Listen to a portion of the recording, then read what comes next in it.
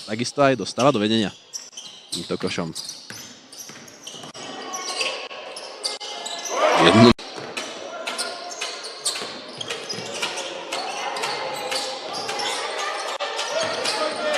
Tak zatiaľ 12-10.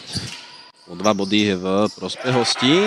Veľmi pekný akcii, ktorým chýbalo iba to zakončenie.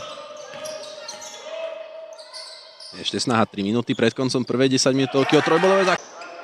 Posledných 10 sekúnd, tak uvidíme, či sa ešte skóre zmení.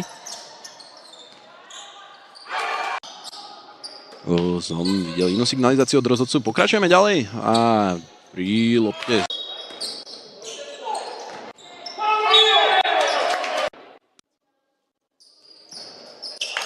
Aj rozbudenie v publiku.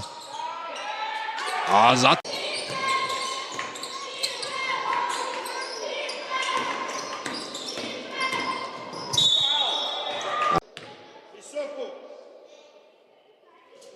A tento sa má cez 3 hráčky čisto odzbrojená a je z toho jednoduchá